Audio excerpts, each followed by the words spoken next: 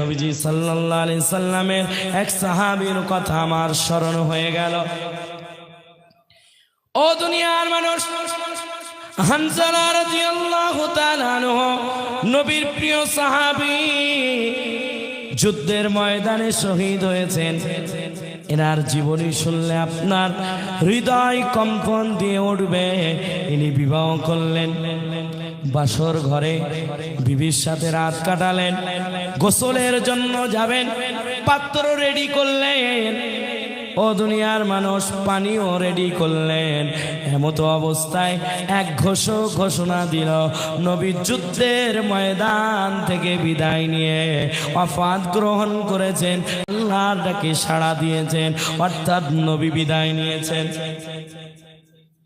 সাহাবী হানজালা রাদিয়াল্লাহু তাআলা আনহুর কানে যখন এই খবর আসলো, ও দুনিয়ার মানুষ, কিছু কিছু সাহাবীর ঘটনা এমন আছে, ঘটনাগুলো শুনলে আমার আপনার ঈমান তো জাগ্রত হবেই হবে, সাথে সাথে এমন মনে হবে আমিও জানটা দিয়ে দিই। জোরে বলো।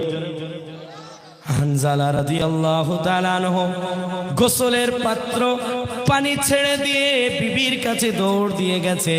ও বিবি আমার, তাড়াতাড়ি দরওয়াজা খোলো। বিবি ডাক দিয়ে বলে, স্বামী গো, কি ব্যাপার, কি হয়েছে? তুমি দৌড় দিয়ে চলে আসলে কেন? গোসল কেন করলে না? তোমার উপর তো ফরজ গোসল আছে। ও দুনিয়ার মানুষ, আমার আব্বা জানে না, আমার ভাই জানে না, হে তরুণেরা, ও আমার যুবক ভাইরা, আসো আসো, একটু কোরআনের জন্য সময় দিয়ে যাও, সাহাবায়ে কেরামদের কথাগুলো শুনে যাও। হানজালা রাদিয়াল্লাহু তাআলা আনহু বিবিকে ডাক দিয়ে বলে, বিবি আমার, তাড়াতাড়ি আমার তলোয়ারটা দাও আর আমার যুদ্ধের ঢালটা দাও, আমি যুদ্ধের ময়দানে যেতে চাই। কারণ একজন ঘোষণা দিয়ে গেল, নবী নাকি দুনিয়ায় নাই। নবী যদি দুনিয়ায় না থাকে, আমি হানজালা ও দুনিয়ায় থাকবো না। জোরে বলো। ও দুনিয়ার মানুষ, বিবির কাছ থেকে বিদায় নিয়ে সাহাবী হানজালা রাদিয়াল্লাহু তাআলা আনহু যুদ্ধের ময়দানে গেলেন, যুদ্ধ করছেন, বীর মুজাহিদের মতন যুদ্ধ করতে করতে নিজের জানকে পরোয়া করেন নাই, নিজের জান উৎসর্গ করে দিয়েছেন, আল্লাহর জন্য, দ্বীনের জন্য উৎসর্গ করে দিয়েছেন। সেই যুদ্ধের ময়দানে, ও দুনিয়ার মানুষ, অনেক সাহাবী শহীদি মরণ গ্রহণ করেছিলেন, বরণ করেছিলেন। আমি আপনার কাছে অনুরোধ করব, কথাটা দিল দিয়ে শুনুন। যুদ্ধ যখন শেষ হলো, হানজালা রাদিয়াল্লাহু তাআলা আনহুর বিবি ঘর থেকে বার হয়ে ময়দানের দিকে আসছে। নবীজি এদিকে সাহাবায়ে কেরামদের অনুরোধ করে বললেন, ও আমার সাহাবীরা, আমার যে সমস্ত সাহাবীরা শহীদ হয়েছে তাদের লাশগুলো এক জায়গায় করো, কারণ শহীদ যারা হয়ে যায়, যে অবস্থায় তাকে বিনা গোসলে দাফন করে দিতে হয়। হঠাৎ হানজালা রাদিয়াল্লাহু তাআলা আনহুর বিবি আসার পরে নবীকে ডাক দিয়ে বলে, ইয়া রাসূলুল্লাহ, ইয়া হাবিবাল্লাহ, হুজুর, আমার স্বামী হানজালা যুদ্ধের ময়দানে এসে শহীদ হয়ে গেছে। ও নবী, সকলকে বিনা গোসলে দাফন করবেন, তবে আমার স্বামী হানজালাকে গোসল ছাড়া দাফন করবেন না, কারণ আমার স্বামীর উপরে গোসল ফরজ আছে। ও দুনিয়ার মানুষ, নবীজি ডাক দিয়ে বলে, ও হানজালার বিবি, আমার হানজালার তো বিয়ে হয়েছিল, কি ব্যাপার, সে যুদ্ধের ময়দানে কেন? ও দুনিয়ার মানুষ, হানজালা রাদিয়াল্লাহু তাআলা আনহুর বিবি ডাক দিয়ে বলে, ইয়া রাসূলুল্লাহ, ইয়া হাবিবাল্লাহ, হুজুর, আপনার পাগল হানজালা শুনেছে নাকি আপনি নাকি দুনিয়া থেকে বিদায় নিয়ে চলে গেছেন? আপনার সাহাবী হানজালা নিজেকে আর ধরে রাখতে পারেন নাই, সেই জন্য আমার কাছ থেকে তলোয়ার ঢাল নিয়ে যুদ্ধের ময়দানে এসে নিজের জান উৎসর্গ করে দিয়েছে। নবীজি বলে, ও আমার সাহাবীরা, তোমরা তাড়াতাড়ি খোঁজো আমার হানজালার লাশ কোথায়। সাহাবীরা হায়রান হয়ে হানজালার লাশটা খোঁজার জন্য সকলেই ব্যস্ত হয়ে পড়লেন। ও দুনিয়ার মানুষ, আল্লাহ রাব্বুল আলামিন এই দৃশ্যটা দেখছেন, কারণ হানজালার গোসল প্রয়োজন। আল্লাহ রাব্বুল আলামিন ফেরেশতাদেরকে দিয়ে আসমানের উপরে গোসল দেওয়ার পরে হানজালাকে আবার জমিনে রেখে গেছেন। আল্লাহ বলে, ও আমার জিব্রাইল, যাও যাও আমার নবীর কাছে, আমার হাবিব, আমার বন্ধুর কাছে খবরটা পৌঁছে দাও, হানজালার গোসল দেওয়া লাগবে না, কারণ আমি আল্লাহ ফেরেশতাদের দিয়ে জান্নাতি পানি দিয়ে হানজালার গোসল করিয়ে দিই। আমার ভালোবাসা রাসূল, আমার আলোর আশা রাসূল, আমার প্রেম বিরহের মূল আলোচনা, রাসূল আমার কাজে কর্মের অনুপ্রেরণা, রাসূল আমার কাজে কর্মে অনুপ্রেরণা, রাসূল আমার ভালোবাসা, রাসূল আমার আলোর আশা, রাসূল আমার প্রেম বিরহের মূল আলোচনা, রাসূল আমার কাজে কর্মের অনুপ্রেরণা।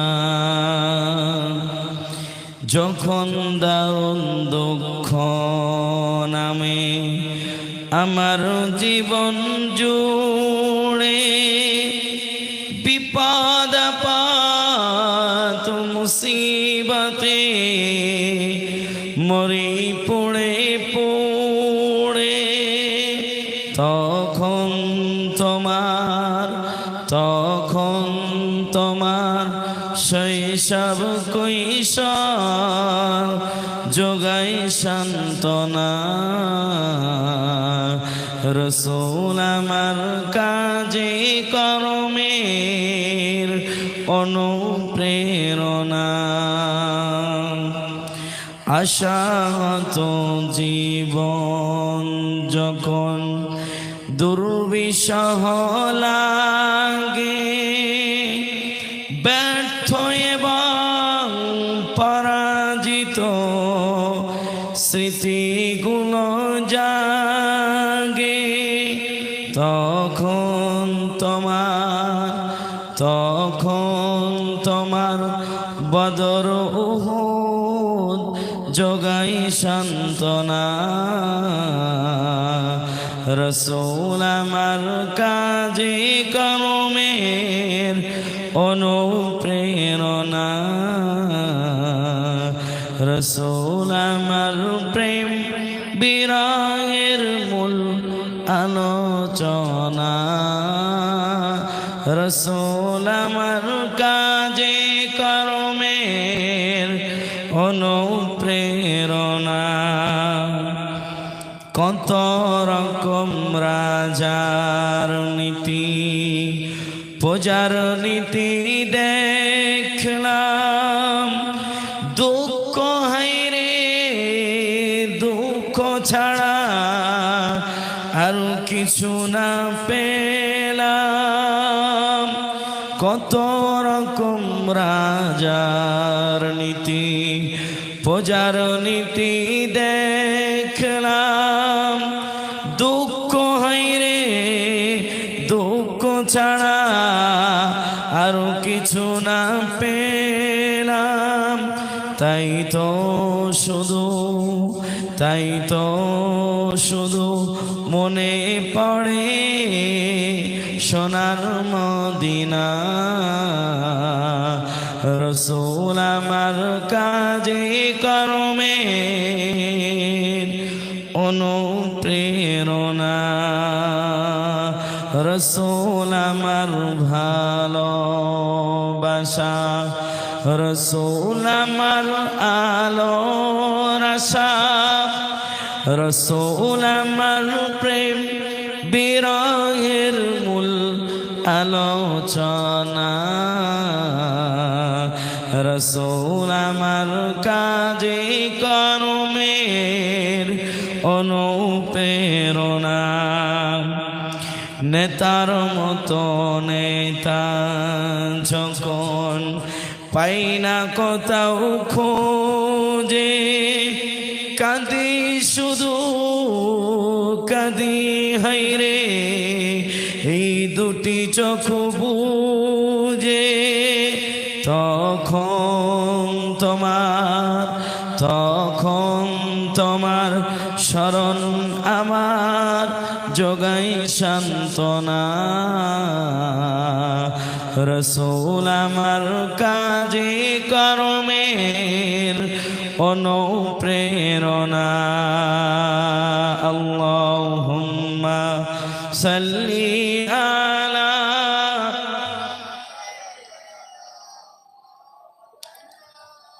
ওয়ালা আলি সাইয়্যিদিনা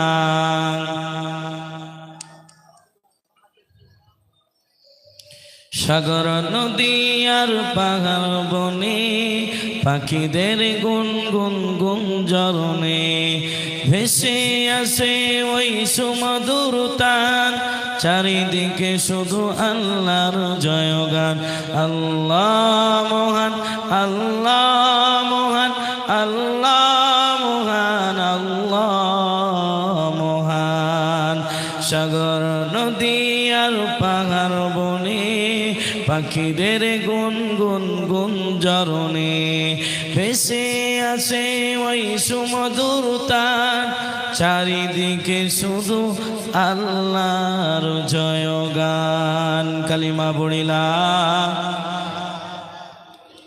জোরে জোরে পড়িলা ইলাহা ইল্লাল্লাহ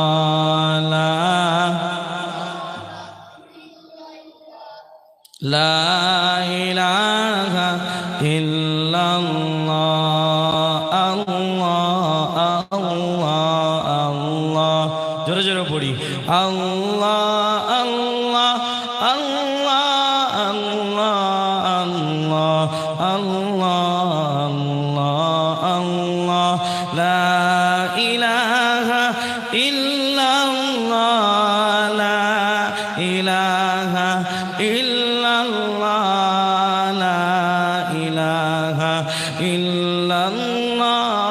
আমার একটা স্বপ্ন পূরণ কর ও গো দয়াময় তোমার কথা বলতে গিয়ে না পাই যেন ভয় আমার একটা দোয়া কবুল করো ও গো রব্বানা তোমার কথা বলতে বলতে মরণ যেন হয় আমার তোমার কথা বলতে বলতে মরণ যেন হয় মুআজ্জাজ মুকাররম জাতির শ্রেষ্ঠ সন্তান হাক্কানি ওলামাগণ দূর দূরান্ত থেকে আগত আল্লাহ পাকের আশিকিন জাকিরিন শাকিরিন মুহিব্বিন মুরব্বিন আওয়াম কলিজার টুকরা আমার সমবয়সী যুবক বন্ধুগণ স্নেহের ছোট ভাই পর্দার অন্তর আড়ালে অবস্থানরত সম্মানিতা আমার আম্মা জান ও বোনেরা মালিকের দরবারে শুকরিয়া যে রব্বুল আলামিন আল্লাহ সুবহানাহু ওয়া তাআলা আমাদের সকলকে দুনিয়ার সমস্ত ব্যস্ততা থেকে দূরে সরিয়ে রেখে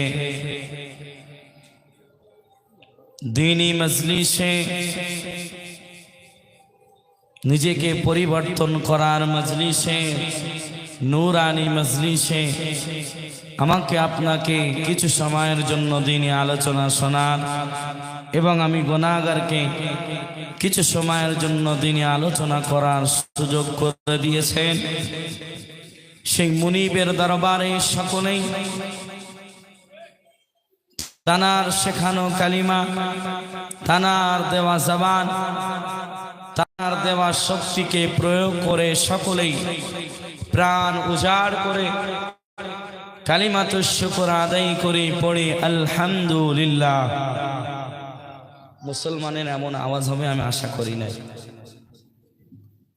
একটু জোরে বলা যাবে? বলা যাবে ইনশাআল্লাহ? বলুন আলহামদুলিল্লাহ। কেউ যেটা পারে না, পারে কে? জোরে, আরো জোরে। কেউ যেটা শোনে না, শোনে কে? কেউ যেটা দেওয়ার ক্ষমতা রাখে না, শুধুমাত্র কেবলমাত্র একমাত্র যিনি রাখেন তিনি। আরো জোরে। কারণ আজকে প্রমাণ করে দিতে হবে এখানে ইমানদার আছে, মুনাফিক নাই। ইনশাআল্লাহ পারবো? ইনশাআল্লাহ আওয়াজ দেওয়া যাবে তো? আল্লাহ কবুল করুক, আমিন। শ্রেষ্ঠ নবী, মানবতার মহামুক্তির দূত, আকাই মাদানী, আশরাফুল আম্বিয়া, সাইয়্যিদুল আম্বিয়া, খাতামুল আম্বিয়া, মদিনা কা তাজদার, আফতাবে নবুয়ত, ফখরে মওজুদাত, হযরত মুহাম্মদুর রাসূলুল্লাহ, সকলে বলি সাল্লাল্লাহু আলাইহি ওয়াসাল্লামের প্রতি লক্ষ কোটি দরুদ ও সালাম বর্ষিত হোক। আমরা সকলেই উম্মাত হিসাবে, নবীর আশিক হিসাবে প্রাণ ভরা ভালোবাসা নিয়ে পড়ি আল্লাহুম্মা আমিন, আল্লাহুম্মা আমিন। প্যারা হাজিরিন, প্রথমে ক্লিয়ার করি, এটা মেম্বারে রাসূল।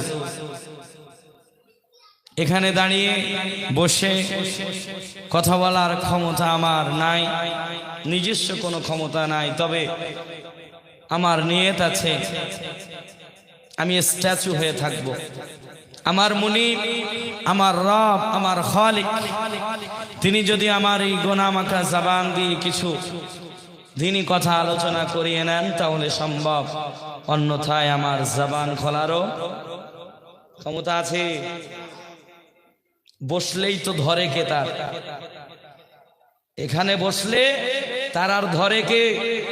ফতোয়াবাজি থেকে শুরু করে জাতিকে ডিমোটিভেট করে আল্লাহর থেকে দূরে নিয়ে যাওয়ার জন্য বর্তমান এক শ্রেণীর আলেমরা দোষী। ঠিক না বে? ঠিক কথা বলেন। আমি আপনাদেরকে অনুরোধ করব, সর্বসময় মনে রাখবেন আমি আপনি কার গোলাম? বলুন বলুন। আমার আলোচনা আলহামদুলিল্লাহ আমি নিয়ত রাখি কোরআন সুন্নাহর উপরে আলোচনা রাখবো। আমি প্রথমেই বলছি, আমার কথা যদি কোরআন সুন্নাহর বাইরে হয়, আমার প্রিয় আমার ভাই আব্দুর রউফ, একসাথে পড়াশোনা করেছি, আমার ভাই আছে ভালো আলেম, আল্লাহ কবুল করুক। দিনের জন্য দোয়া করি, ভাইয়ের জন্য দাওয়াতটা বেসিক্যালি পেয়েছি, আমার ভাইয়ের জন্য আমি দোয়া রাখি, আল্লাহ যাতে দিনের জন্য কবুল আর মঞ্জুর করে। পড়ো না আমিন। আপনারা চেনেন তো আব্দুর রউফকে? হ্যাঁ, আপনাদের এলাকার রত্ন আমি বলে গেলাম, খেয়াল রাখবেন। কারণ আলেমকে যারা শ্রদ্ধা করে তারা নবীর কথা মানে। কারণ নবী বলছে, তোমরা যদি আলেম নাও হতে পারো, আলেমের ভালোবাসো, অথবা আলেমের ছাত্র হও, অথবা আলেমের কথা শোনো, অথবা আলেমের সংস্পর্শে থাকো। মাদ্রাসা পড়া ছেলেগুলো আছে পাশে, আমি বলছি আপনাদের হুমকি ধমকি দিয়ে বুলেট বন্দুকের গুলি দিয়ে তাকে শহীদ করতে পারে, কিন্তু ইমানদারকে হারাতে পারবে না। কারণ ইমানদার জানে আমি ঈমান নিয়ে থাকবো, মারা যাব, আল্লাহর জান্নাত পেয়ে যাব। জোরে বলুন। তবে ঈমান তৈরি করতে হবে তো নাকি? ঈমান যদি তৈরি না করি তাহলে কি সেই দয়ার জান্নাতের হকদার হওয়া যাবে? যাবে মুসলমান? আমি আপনাদেরকে অনুরোধ করছি, এই জলসাটা বিশেষ করে বর্তমান সময়ে গত 100 বছর চলে আসছে, সারা বাংলা জুড়ে বড় বড় আলেমে দ্বীন কথা বলছে কাদের কাছে? মুসলিমের কাছে। ঠিক না বে ঠিক কথা বলে? মুসলিমের কাছে। মুসলিমের কাছে, যার কাছে কোরআন আছে, যার কাছে নবীর হাদিস আছে, তার কাছেই গিয়ে বলছে কোরআন মানো, তার কাছেই গিয়ে বলছে নামাজ পড়ো, সুদ ছাড়ো। আচ্ছা বলেন তো, আলেম ওলামা এবং ওয়াইজ যারা এই দিনের দাওয়াত দিচ্ছেন, এই দাওয়াতগুলো যদি আশা রাখা যায়, আমি তো নিজে মনে করি কোন বিধর্মী ভাইয়ের কাছে যদি দেওয়া যেত, আলহামদুলিল্লাহ 100%-এর ভিতরে 0.5% মুসলমান হয়ে যেত। জোরে বলুন, আরো জোরে বলুন। আলেম ওলামা 1-1.5-2 ঘন্টা 3 ঘন্টা এখানে বসে বলে যাচ্ছে নামাজ পড়ো, কিন্তু শ্রোতার একটা খেয়াল, বক্তার কণ্ঠ কেমন, বক্তার চেহারা কেমন, কেমন হাসিয়ে গেল, বক্তা কেমন মজার ছলে কথা বলে গেল, সেগুলো খেয়াল করব। আমলের জিন্দেগির পথ বলা মানুষগুলোকে, যারা ইসলাম চিনত, কোরআন চিনত না, তাদের কাছে গিয়ে দাওয়াত দিয়েছে। আজকে মুসলমানের ঘরে ঘরে গিয়ে কেন নামাজ পড়ার কথা বলতে হবে, কেন সুদের কথা বলতে হবে, কেন নবীকে অনুসরণ কথা বলতে হবে? তাহলে বোঝা গেল একটাই কথা, চূড়ান্ত কথা, আমাদের ঈমান দুর্বল। ঠিক না বেঠি? কথা না বললে কিন্তু আমি চলে যাব, আমার অভ্যাস এটা নাই। আমি উড়ুতাড়ো করা কানে হাত দিয়ে কথা বলে যাব, একটা ঘটনা ধরবো, আপনাদের সময় নষ্ট করে যাব। আমি তেমন ধরনের মানুষ নই। আমার আশা একটাই, আমি বসেছি যতক্ষণ এই মেম্বারের হক আদায় করবো ইনশাআল্লাহ। হক আদায় বলতে কি, যেটা যেমন বলার দরকার, সমাজ পরিস্থিতি সামনে রেখে যেটা বলার দরকার ইনশাআল্লাহ বলে যাব। আমার নিয়ে আমার আখিরাত যাতে সুন্দর হয়, আপনারও আখিরাত যাতে সুন্দর হয়, ইনশাআল্লাহ চেষ্টা রাখবো সে কথাগুলো বলার জন্য। ও দুনিয়ার মানুষ, আপনাদের কষ্ট হচ্ছে না তো? প্রথমেই মাওলানা সাহেবের গলার আওয়াজ শুনে মনে হচ্ছে আজকের খেলা হবে। কি হবে? খেলা হবে। কিসের খেলা? মুসলমানদের ধলাইয়ের খেলা হবে। কি? নামাজ যারা পড়ে না মুসলিম বলে দাবি করে, নামাজ যারা পড়ে না ইমানদার বলে দাবি করে, নামাজ যারা পড়ে না তারা আবার বড় বাহাদুরি দেখায়, আমি অমুকের অনুসারী, আমি তবলিকের অনুসারী, আমি ফুরফুরার অনুসারী, আমি আজান গাছির অনুসারী, আমি আহলে হাদিসের অনুসারী, আমি বেরলভী অনুসারী। আমি প্রথমেই একটা কথা বলে যাচ্ছি, কোন অনুসারী দেখে বলে মুখে আওয়াজ তুলে কোনো লাভ হবে না। আপনি নিজেকে কতটা পরিবর্তন করছেন এটা দেখার বিষয় আছে। ঠিক না বেঠিক? কথা বলে। ও দুনিয়ার মানুষ, মুসলমান ইমানদার আল্লাহর গোলাম, আমার আব্বা জানেরা, আমার ভাই জানেরা, বিশেষ করে আমি যুবক ভাইদেরকে অনুরোধ করব, কোরআনের জন্য একটু সময় দাও। রাস্তাঘাটে ঘোরাফেরা করো না।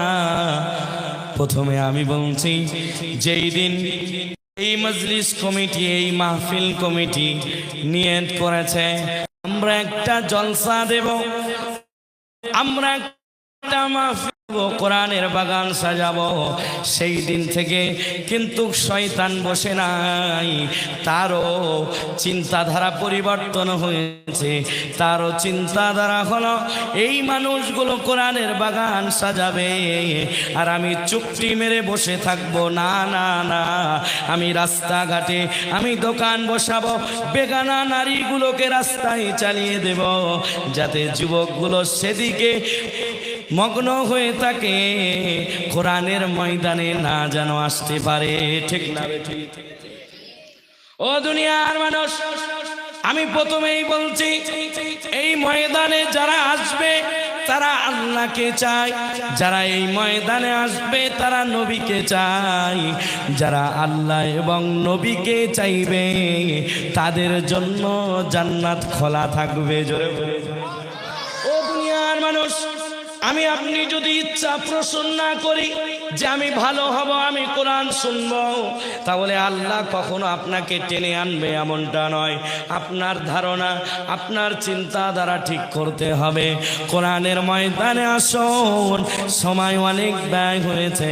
কোরআনে এমন এক কিতাব, এই কোরআন শুধু একটা কিতাব তা নয়, এই কোরআন হলো একটা নূর। জোরে ভরে ভরে ভরে আল্লাহ রাব্বুল আলামিন কালামুল্লাহ শরীফের মধ্যে বলছেন, ওয়াকাযালিকা আওহাইনা ইলাইকা রূহাম মিন আমরিনা মা কুনতা তাদরি মাল কিতাবু ওয়ালাল ঈমান ওয়ালাকিন জাআলনাহু নূরা। আল্লাহ রাব্বুল আলামিন এই কিতাবকে নূর বলেছেন। নবীর চিন্তাধারা 17 বছর থেকে নিয়ে 40 বছরের আগ মুহূর্ত পর্যন্ত নবীজি সাল্লাল্লাহু আলাইহি সাল্লাম তার চিন্তাধারার দিকে তাকিয়ে তিনি একটা প্রতিষ্ঠান গড়েছিলেন হেলফুল ফুজুল নামে। ও দুনিয়ার মানুষ, তার চিন্তাধারা ওয়াঢেল, কিন্তু আল্লাহ হাজার প্রশ্নের জবাব একটা দিলেন, সেটা হলো কোরআন।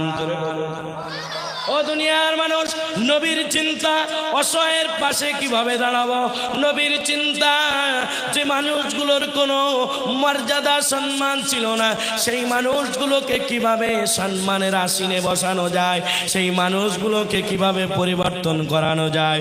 ও দুনিয়ার মানুষ, নবীর চিন্তা ছিল নারীগুলোকে কিভাবে মর্যাদা দেওয়া যায়, নবীর চিন্তা ছিল অসহায় মানুষগুলোর পাশে দাঁড়ানো। নবীজি এই চিন্তাকে সামনে রেখে আগাতে শুরু করেছিলেন। তবে তার নবুয়াতের আগের 23 বছর অনেক চেষ্টা করেছেন, তবে নবীজি 100 ভাগ সফল হন নাই। নবুয়াতের দায়িত্ব যখন পেলেন, আল্লাহ রাব্বুল আলামিন আরশে আজিম থেকে লাউহে মাহফুজ থেকে কোরআন যখন নবীর উপরে নাজিল করতে শুরু করলেন, নবীর উপরে আয়াত নাজিল করলেন, ইকরা বিসমি রাব্বিকাল্লাযী খলাক। একটু জোরে বলুন সুবহানাল্লাহ। একেবারে 5 আয়াত নাজিল হয়েছিল। ও দুনিয়ার মানুষ, আমি আপনার কাছে প্রশ্ন করতে চাই, নবীর চিন্তা মানুষকে পরিবর্তন করা, আর নবীর চিন্তা অসহায় মানুষগুলোর পাশে দাঁড়ানো, নবীর চিন্তা নারীগুলোর মর্যাদা দেওয়া, অনেক চিন্তা, অনেক চেতনা। তবে আল্লাহ রাব্বুল আলামিন শুধু কোরআন দিলেন কেন? এই কোরআন নবীকে আল্লাহ জানিয়ে দিলেন। ও বন্ধু, জোরে বলুন। ও দুনিয়ার মানুষ, গভীর মনোযোগ দিয়ে শুনুন, দিলটাকে নরম করুন। কোরআন এটা আগে বুঝুন, তারপরে কোরআনের আমার আয়াত তেলাওয়াতকৃত আয়াতের দিকে আমি যাব। আগে গভীর মনোযোগ দিয়ে কোরআনটা কি বুঝুন, আমি কি বলতে চাইছি। আপনার দিল পরিবর্তন হবে ইনশাআল্লাহ। কারণ কোরআন যারা শুনেছে আর মানার নিয়তে যারা শুনেছে, আল্লাহ তাদের দিল পরিবর্তন করে ঈমানওয়ালা বানিয়ে দিয়েছে। তাহলে নবীর উপরে আল্লাহ রাব্বুল আলামিন কোরআন দিলেন। এই কোরআন দিয়ে নবীজি সাল্লাল্লাহু আলাইহি ওয়াসাল্লাম তিনি দাওয়াত দিতে শুরু করলেন। ও দুনিয়ার মানুষ, আমার আব্বা জানেরা, আমার ভাই জানেরা, তাহলে আমি আপনি বুঝলাম কোরআন শুধু নামাজের জন্য নয়, কোরআন শুধু তেলাওয়াত করার কিতাব নয়, কোরআন হলো একটা আলো। এই আলো যদি কোনো সমাজে পরিচালিত করা যায়, এই আলোর কারণে সমাজে শান্তি আর শান্তি ফেরত আসবে। জোরে বলো। আমার কথা বুঝে আসছে তো? কি বলেন? আমার ভাষা বুঝছেন তো? আমি আপনার কাছে অনুরোধ করে বলে যাচ্ছি, আপনার কনসেপ্ট, আপনার ধারণা আজকের পরিবর্তন হবে ইনশাআল্লাহ। আমি আপনি ঈমানওয়ালা, ঠিক না বেঠিক? কথা বলুন। ও দুনিয়ার মানুষ, আমার আব্বা জানেরা, আমার ভাই জানেরা, কবির মনোযোগ দিয়ে শুনুন। আল্লাহ নবী আল্লাহর হাবিব বলেন, ইন্নাস সিদকা ইয়াহদি ইলাল বির ওয়া ইন্নাল বিররা ইয়াহদি ইলাল জান্নাহ। নবীজি সাল্লাল্লাহু আলাইহি ওয়াসাল্লাম তিনি বলেন যে সত্য মানুষকে কল্যাণের পথ দেখায় আর কল্যাণ মানুষগুলোকে জান্নাতের পথ দেখায়। সবচাইতে মহাসত্য হলো আল্লাহ রাব্বুল আলামিন কোরআনকে মহাসত্য বলেছেন। এই কোরআন যারা মেনে নিবে, এই কোরআন তাকে কল্যাণের পথ দেখাবে আর কল্যাণের পথ তাকে জান্নাতের পথ দেখাবে। জোরে বলুন। আল্লাহর নবীর একটা মারাত্মক হাদিস শোনেন। আল্লাহর নবী আল্লাহর হাবিব বলেন, মানিবতাগাল হুদা বিগাইরিহি আদাল্লাহুল্লাহ, আই মানিত্তাবাআল হুদা বিগাইরিল কুরআনি আদাল্লাহুল্লাহ। আল্লাহর নবী আল্লাহর হাবিব মুহাম্মাদুর রাসূলুল্লাহ সাল্লাল্লাহু আলাইহি ওয়াসাল্লাম তিনি বলেন, যারা কোরআন বাদ দিয়ে হেদায়েত খোঁজার চেষ্টা করে। কি বাদ দিয়ে? বলুন বলুন, জোরে বলুন। সফলতা কোথায় আর সফলতার সিঁড়ি কোথায় এটা বলে যাব ইনশাআল্লাহ। কারণ আমরা সকলেই চাই জান্নাত পেতে, ঠিক না বেঠিক? কথা বলুন। ও দুনিয়ার মানুষ, তাহলে গভীর মনোযোগ দিয়ে শুনুন। নবীজি বলেন, মানিবতাগাল হুদা বিগাইরিল কুরআন, কেউ যদি কোরআন বাদ দিয়ে হেদায়েত খোঁজার চেষ্টা করে, কোরআন নিল না, কোরআনের বিধিবিধান নিল না, এমন জায়গায় গেল সেখানে গিয়ে দেখছে কোরআন নাই, তারপরেও তার ভালো লাগছে বলে সেখানে রইল, সেখান থেকে হেদায়েত পাওয়ার ইচ্ছা পোষণ করলো।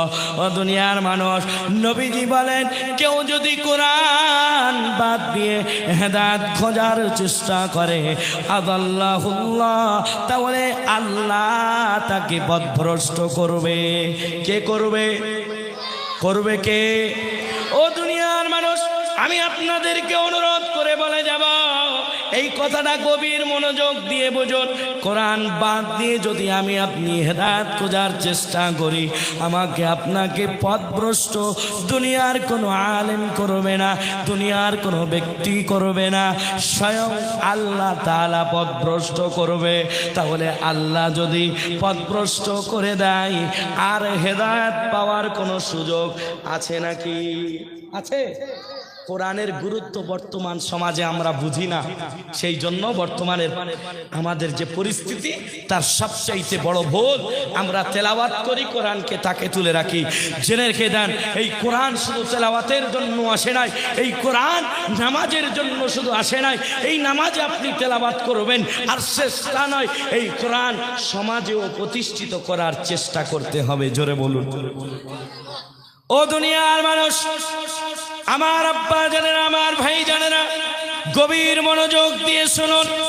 আমি আপনি বর্তমান সময়ে ব্যক্তি জীবনে, পারিবারিক জীবনে, সামাজিক জীবনে, রাষ্ট্রীয় জীবনে আমাদের প্রত্যেকটি পদক্ষেপে আমি আপনি কোরআনের হুকুমটা সামনে রাখি নাই। সেই জন্য আমার আপনার পরিস্থিতি আজ করুন, ঠিক না বেঠিক? আমি আপনি যদি এই কোরআনটাকে প্রত্যেকটি পদক্ষেপে মানতে পারতাম, নবীজি যেমন মেনে দেখিয়েছেন, নবীজি সাল্লাল্লাহু আলাইহি ওয়াসাল্লাম কোরআনের প্র্যাকটিক্যালের শিক্ষক। জোরে বলুন। আম্মা জান আয়েশা রাদিয়াল্লাহু তাআলা আনহাকে জিজ্ঞাসা করা হয়েছিল, ও আম্মা জান, একটু নবীর জীবন চরিত্র সম্পর্কে বলুন। আম্মা জান বলেন, তোমরা কি কোরআন পড়ো না নাকি? সাহাবায়ে কেরাম উত্তর দিলেন, জি আম্মা জান, আমরা তো কোরআন পড়ি। আম্মা জান আয়েশা রাদিয়াল্লাহু তাআলা আনহা বললেন, ও নবীর সাহাবীরা, কানা খুলুকুহুল কোরআন, নবীর জীবন চরিত্র হলো হুবাহু কোরআনুল কারীম। জোরে বলুন। আমার আব্বা জানেরা, আমার ভাই জানেরা, কোরআন আমার আপনার জন্য বড় প্রয়োজন। এই কোরআন আমাকে আপনাকে সর্বোচ্চ শিখরে পৌঁছে দিত।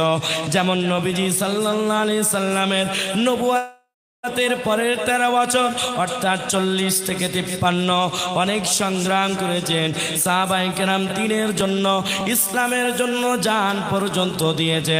তবে নবীজি সাল্লাল্লাহু আলাইহি সাল্লাম এত কিছু চিন্তাধারা, সংগ্রাম, জিহাদ থেকে শুরু করে অনেক কিছু সংগ্রাম করলেন।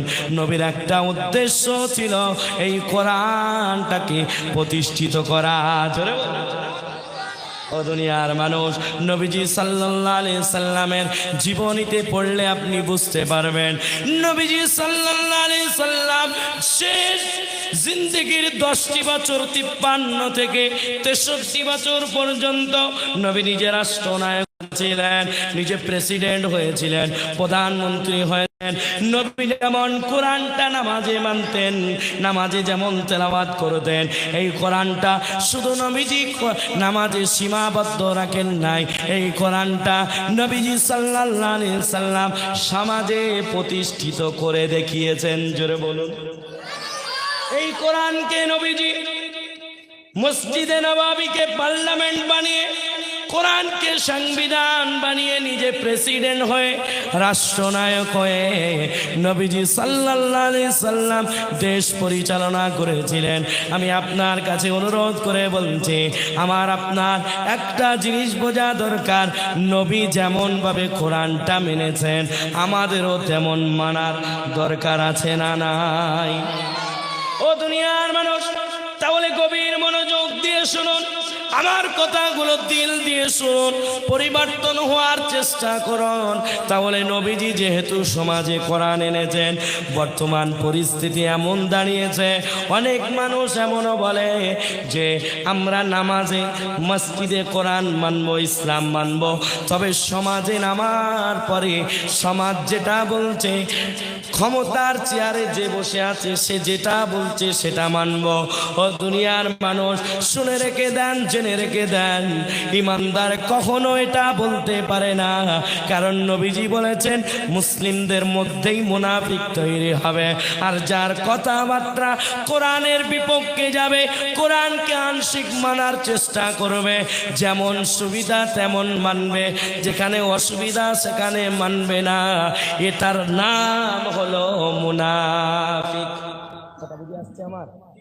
ও দুনিয়ার মানুষ, আমার আব্বা জানেরা, আমার ভাই জানেরা, আমি আপনার কাছে অনুরোধ করে বলবো, নবীজিকে বিধর্মীরা যত কষ্ট না দিয়েছে, মুশরিকরা যত না কষ্ট দিয়েছে, তার চাইতে বেশি কষ্ট দিয়েছে মুনাফিক নামক মুসলমান। বর্তমান সময়ে দেখবেন মসজিদে যাওয়ার পরে রূপ চেঞ্জ, সমাজে আসার পরে রূপ চেঞ্জ। আমি তাদেরকে বলতে চাই, কোরআনকে তুমি আংশিক মানার চেষ্টা করেছো। আমি আপনার বিবেকের কাছে প্রশ্ন করতে চাই, আপনি একটু দিল খুলে উত্তর দেন তো দেখি, কোরআনে 114টা সূরা আছে কি নাই? বলুন। এই 114টা সূরার ভিতরে কেউ যদি বলে আমি অর্ধেক মানবো, তাহলে সে কি অর্ধেক ইমানদার? বলেন। 100% ভাগ করুন। কেউ যদি অর্ধেক মানে তাহলে তো তার 50% ইমান থাকার কথা। কি বলেন? 50% ইমান আছে না? অর্ধেক তো দূরের কথা, কোরআনের একটি আয়াতের মধ্যে একটি শব্দ যদি কেউ অস্বীকার করে, তার ইমান 0%। কথা বুঝে আসছে আমার? অল্প আমল করেন সমস্যা নাই, তবে আপনার জবান দিয়ে যদি কোনো বাজে কথা কোরআনের বিপক্ষে যায়, নবীর বিপক্ষে যায়, আপনার অঢেলা আমল কাজে আসবে? আসবে কাজে? ভেবে চিন্তে সবকিছু করার চেষ্টা করুন। কারণ আমার আপনার এমন এক পরিস্থিতির সম্মুখীন হয়েছি আমি আপনি, যে সময় মুসলিমের ঈমানকে কেড়ে নেওয়ার জন্য বিভিন্ন রকম আমাদের শত্রুরা তারা জাল পেতেছে, আর আমরা হতভাগা মুসলমান সেই জালে পা দিতে চলেছে, অনেকেই দিয়েও ফেলেছে। আমি আপনার কাছে অনুরোধ করে বলবো, আজকের দেখেন না, বড় কষ্ট লাগে, এটা দ্বীনি মজলিস, এখানে মানুষ নাই, কিন্তু আপনি দুনিয়াবি কোনো কনসার্ট দেন, কোন গায়ককে নিয়ে আসেন, শয়তানি কর্মকাণ্ড যেখানে হবে আপনি দেখবেন অন্য অন্য ধর্মের অনুসারীরা সেই সমস্ত ভাইয়েরা যত না কম তত বেশি মুসলমান। ঠিক না বে ঠিক কথা বলুন। ও দুনিয়ার মানুষ, আমার আব্বা জানেরা, আমার ভাই জানেরা, কোরআনের প্রতি আমাদের মহাব্বত কমে গেছে। ঈমান আমার আপনার প্রতি কোরআন মহাব্বত কমে যাওয়ার কারণে ঈমানটা দুর্বল হয়ে পড়েছে। সেই জন্য ঈমান দুর্বল হয়ে যাওয়ার কারণে ভালো কাজ ভালো লাগে না। ঠিক না বেঠি? ও দুনিয়ার মানুষ, চলুন আমার কথার দিকে যাই। তাহলে নবীজি সাল্লাল্লাহু আলাইহি ওয়াসাল্লাম তিনি কোরআন যেমন মসজিদে মেনেছেন, কোরআন যেমন নামাজে মেনেছেন, তেমনি ভাবে কোরআনকে সমাজে প্রতিষ্ঠিত করে দেখিয়েছেন। নবী যে পথে চলেছে, উম্মাত যদি সেই পথে চলে তাহলে সেই উম্মাত সফল কাম হয়ে যাবে। জোরে বলুন। আল্লাহ রাব্বুল আলামিন বলেন, মা আতাকুমুর রাসূলু ফাখুযু ওয়া মা নাহাকুম আনহু ফান্তাহু। আল্লাহ রাব্বুল আলামিন বলেন, আমার বন্ধু, আমার নবী, আমার পয়গম্বর, আমার প্রিয় হাবিব যেটা বলেছে সেটা ধরো, যেটা নিষেধ করেছে সেটা ছেড়ে দাও। তাহলে নবীজি সাল্লাল্লাহু আলাইহি সাল্লামের হুকুম যেটা হবে সেটা হালাল, নবীর যেটা নিষেধ হবে সেটা আমার আপনার জন্য হারাম। ও দুনিয়ার মানুষ, তাহলে নবীজি সাল্লাল্লাহু আলাইহি সাল্লামের অনুসারী যদি আমি আপনি হতে পারি তাহলে আশা রাখা যায় আমার আপনার জন্য আখিরাত সুন্দর হবে। জোরে বলে। এই মজলিসগুলো দেওয়ার উদ্দেশ্য কি? আলেম ওলামা ওয়াইজ এখানে এসে কথা উদ্দেশ্য কি? যাতে পথ বলা মানুষগুলো পরিবর্তন হয়ে আবার পুনরায় কোরআনের রাস্তায় চলতে পারে, আবার দ্বীনের রাস্তায় চলতে পারে, আবার হেদায়েতের রাস্তায় চলতে পারে। এই মজলিসগুলোর উদ্দেশ্য হলো এটাই। ও দুনিয়ার মানুষ, আমি আপনার কাছে অনুরোধ করে বলবো, আমার আপনার অন্তরে যদি আল্লাহর দৃঢ় বিশ্বাস, নবীর মহাব্বত, ইশক এবং নবীর ইত্তেবা যদি থাকে, এই দুইটি জিনিস থাকার কারণে আমার আপনার জন্য জান্নাত রেডি হয়ে যাবে। একটু জোরে বলুন সুবহানাল্লাহ। ও দুনিয়ার মানুষ, তাহলে আমি আপনি যদি কোরআনটা বুকে লালন করে নিতে পারি, কোরআনকে প্রত্যেকটি জায়গায় যদি আমি আপনি কোরআনের হুকুমটাকে যদি, কোরআনের আলোটা যদি প্রজ্বালিত করে দিতে পারি, জ্বালিয়ে দিতে পারি, তাহলে এই কোরআন আমাকে আপনাকে আলো দেখাবে। কোন আলো? যে আলোর ভিতরে যেখানে যাওয়ার পরে আপনি শান্তি খুঁজে পাবেন, যেখানে যাওয়ার পরে আপনি নিরাপদ থাকবেন, যেখানে যাওয়ার পরে আল্লাহর রহমত পাবেন। এই কোরআন সেই জায়গার কথা বলবে। আমি আপনি কোরআন মেনে নেওয়ার জন্য প্রস্তুত আছি তো বলুন ইনশাআল্লাহ। ও দুনিয়ার মানুষ, গভীর মনোযোগ দিয়ে শুনুন আমার আলোচনার দিকে আমি এবারে ঢুকতে চাইছি।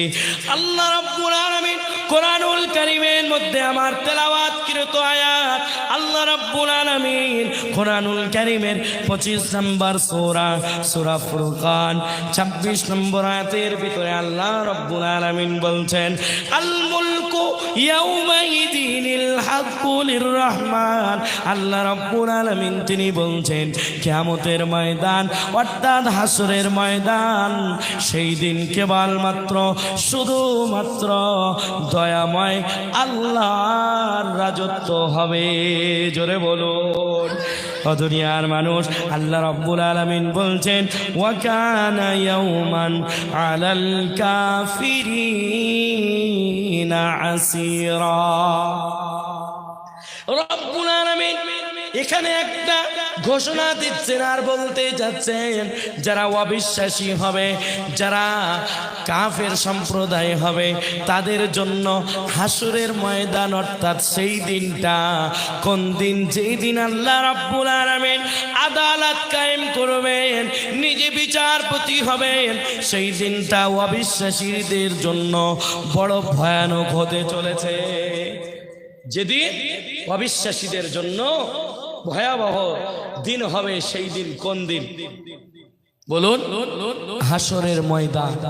আর সেই দিনের রাজত্ব কেবলমাত্র শুধুমাত্র কার হবে? দুনিয়ায় যারা বাহাদুরি দেখাচ্ছে, ক্ষমতা পাওয়ার পরে, ক্ষমতার চেয়ার পাওয়ার পরে, আজ দেখছেন না বর্তমান সমাজে মুসলিম জাতিকে পরিপূর্ণ নিশ্চিহ্ন করে দেওয়ার জন্য চিন্তা ভাবনা চলছে। আমি আপনার কাছে অনুরোধ করে বলছি, তারা কিন্তু সফল হতে পারবে? পূর্বে তো চেষ্টা করেছিল, পূর্বে চেষ্টা করা হয়েছিল ইসলামকে মিটিয়ে দেওয়ার জন্য, নবীকে, এমনকি নবীজি সাল্লাল্লাহু আলাইহি সাল্লামকে হত্যা করার ষড়যন্ত্র চালিয়েছিল। আমি আপনার কাছে বলতে চাই, তবে জেনে রাখবেন, যারা এমন বাহাদুরি করছে, আল্লাহ রাব্বুল আলামিন সূরাতুল মুলকের ভিতরে বলছেন, মুলক মানে রাজত্ব। কি রাজত্ব? আল্লাহ বলেন তাবারাকাল্লাযী বিয়াদিহিল মুলক, বিয়াদিহিল মুলক। আল্লাহ রাব্বুল আলামিন বলছে যে প্রকৃতপক্ষে রাজত্ব হলো আল্লাহর। জোরে বলুন। ও দুনিয়ার মানুষ, আমার আব্বা জানেরা, আমার ভাই জানেরা, একটু গভীর মনোযোগ দিয়ে শুনুন। যারা অবিশ্বাসী হবে, যারা আল্লাহকে মানবে না, নবীকে মানবে না, ইসলামের তর তরিকা মানবে না, তাদের জন্য হাসরের ময়দান বড় কঠিন হবে। বর্তমান সময়ে মুসলিম জাতির উপরে যেভাবে স্টিম লড়ার তারা চালিয়েছে, জুলুমের উপরে জুলুম করে চলেছে, আমি আপনার কাছে অনুরোধ করব, আমরা ইমানদার, আমরা ভেঙে পড়ব না, কারণ আমাদের সাথে আছে রব্বুল আলামিন। জিরে বলো। ও দুনিয়ার মানুষ, আমার আব্বা জানেরা, আমার ভাই জানেরা, আমি আপনার কাছে অনুরোধ করে বলবো, একটু গভীর মনোযোগ দিয়ে শুনুন। আমরা হয়তো অনেকেই মনে করতে পারি তাদের সংখ্যা অনেক বেশি, আমাদের তো কম, ইমানদার অল্প, মুসলিমের ইসলাম অনুসারী যে সমস্ত বান্দাগুলো আল্লাহর দুনিয়া আছে তাদের তো সংখ্যা কম, আমাদের কি হবে? ও দুনিয়ার মানুষ, শুনে রেখে দেন, না না, কখনো আমাদের কেউ ক্ষতি করতে পারবে না। আল্লাহ রাব্বুল আলামিন নিজে বলছেন, তোমরা যদি ঈমানওয়ালা হও, ওয়ালা তাহিনু ওয়ালা তাহজানু ওয়া আনতুমুল আ'লাউনা ইন কুনতুম মুমিনিন। রব্বুল আলামিন কালামুল্লাহ শরীফের মধ্যে বলছেন, তোমরা যদি ঈমান ঠিক করে নিতে পারো, নিজের ঈমানটা যদি পাকাপোক্ত করে নিতে পারো, তোমরা যদি আল্লাহর উপরে তাওয়াক্কুল ভরসা করতে শিখে যাও, তাহলে জেনে রেখে দাও, তোমাদের জয় হবে, তোমাদেরকে কেউ হারাতে পারবে না। কারণ আল্লাহ রাব্বুল আলামিন অপর আয়াতের মধ্যে বলেন, ওয়া কানা হাক্কান আলাইনা নাসরুল মুমিনিন। আল্লাহ রাব্বুল আলামিন তিনি বলছেন যে অবশ্যই অবশ্যই মুমিন যারা হবে তাদের সাহায্য করার দায়িত্ব আল্লাহর। জোরে বলে, আমাদের সাহায্য করবে কে? আমি আপনার কাছে বলছি, শোনেন, মুসলিম জাতিকে যারা দুর্বল ভাবে নিচ্ছে তারা কিন্তু বড় ভুল করছে। কারণ এই ঈমানওয়ালা আমি আপনি যদি ঈমানটা জাগ্রত করে নিতে পারি, আমার আপনার সামনে কেউ দাঁড়ানোর ক্ষমতা রাখে না। কারণ আল্লাহ রাব্বুল আলামিন বলছেন, ইয়ানসুরুকুমুল্লাহু ফালা গালিবা লাকুম। আল্লাহ রাব্বুল আলামিন তিনি বলছেন, আমি আল্লাহ যদি তোমাদের সাহায্য করি তাহলে তোমাদের উপরে কেউ জয়যুক্ত হতে পারবে না। ওয়া ইয়াখযুলকুম ফামাযাল্লাযী ইয়ানসুরুকুম মিন বাদি। আল্লাহ তার পরের অংশে বলছেন, আর আমি আল্লাহ যদি তোমাদের তাড়িয়ে দিই, আর আমি আল্লাহ যদি তোমাদের সাহায্য না করি, তাহলে কে আছে আমার পরে তোমাদের সাহায্য করবে? এটা কে বলছে? বলুন বলুন। ও দুনিয়ার মানুষ, আমার আব্বা জানেরা, আমার ভাই জানেরা, আমি আপনার কাছে অনুরোধ করে বলছি, একটু গভীর মনোযোগ দিয়ে শুনুন, এই কথাটা ভালো করে বুঝুন। আল্লাহ রাব্বুল আলামিন বলছেন, আমি যদি তোমাদের সাহায্য করি, তোমাদের উপরে কেউ আর জয়যুক্ত হতে পারবে না। আর আমি আল্লাহ যদি তোমাদের সাহায্য না করি, তাহলে আমার পরে কে আছে তোমাদের সাহায্য করবে? অর্থাৎ এক কথাই চূড়ান্ত কথা হলো এটাই, যারা ঈমানওয়ালা হবে তাদেরকে আমার আপনার রব আল্লাহ সহযোগিতা করবে। জোরে বলুন। ও দুনিয়ার মানুষ, আমার আব্বা জানেরা, আমার ভাই জানেরা, আমি আপনি ইতিহাস জানি। আমার আপনার নবী মুহাম্মদুর রাসূলুল্লাহ সাল্লাল্লাহু আলাইহি ওয়াসাল্লাম তিনি ময়দানে নেমেছেন, তিনি সত্যের জন্য লড়াই করেছেন, অনেক কষ্ট করেছেন, অনেক বাধা বিপত্তি এসেছে। সাহাবায়ে কেরাম নিজের জান উৎসর্গ করে দিয়েছেন, তারপরেও সাহাবায়ে কেরাম সত্যকে ছেড়ে দিয়ে চলে যান নাই। জোরে বলুন সুবহানাল্লাহ। ও দুনিয়ার মানুষ, এই ইসলামটাকে আমাদের কাছে পৌঁছে দেওয়ার জন্য আজ পর্যন্ত যে ইসলামটা আমাদের কাছে এসেছে, এটা বড় সহজে আসে নাই। ও দুনিয়ার মানুষ, এই ইসলাম এসেছে বড় কঠিন ভাবে, কারণ সাহাবায়ে কেরাম নিজেদের জান পরোয়া করেন নাই, জান উৎসর্গ করে দিয়েছেন, কারণ তাদের উদ্দেশ্য একটাই ছিল, আমরা দ্বীনের জন্য, আল্লাহর জন্য, নবীর জন্য নিজেদের জান উৎসর্গ করে দেব। কারণ ঈমানদার এটাই বিশ্বাসী, ঈমান নিয়ে কবরে গেলে আল্লাহ রাব্বুল আলামিন জান্নাত দিয়ে দিবেন। জোরে বলো।